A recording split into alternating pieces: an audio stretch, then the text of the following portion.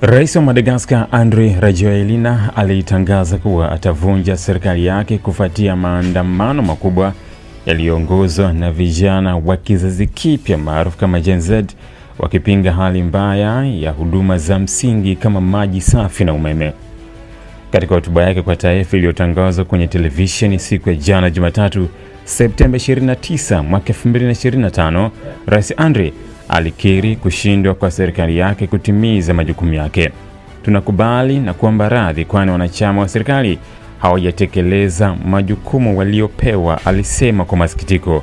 Maandamano hayo yameenea kote nchini yakihusisha maelfu ya vijana waliokuwa wakieleza sera yao kuhusu maisha magumu, mfumuko wa bei, ukosefu wa huduma za kijamii na kukatika kwa umeme mara kwa mara. Walibeba mabango yenye ujumbe wa matumaini na madai ya mabadiliko, na maandamano hayo yamekuwa yakiendeshwa chini ya kauli mbiu maisha bila kuteseka. Hata hivyo, maandamano hayo yamekumbwa na ukandamizaji kutoka kwa vikosi vya usalama.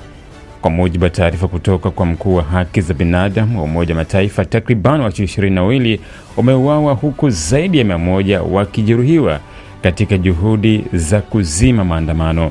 Umoja wa Mataifa umelaani vikali matumizi ya nguvu kupita kiasi na kuhimiza mazungumzo ya dhati kati ya serikali na raia.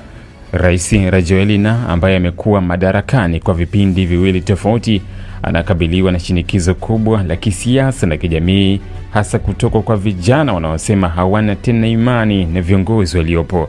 Tangazo lake la kuvunja serikali linatafsiriwa kama jaribio la kujipanga upya kisiasa na kujaribu kurudisha uaminifu kwa umma.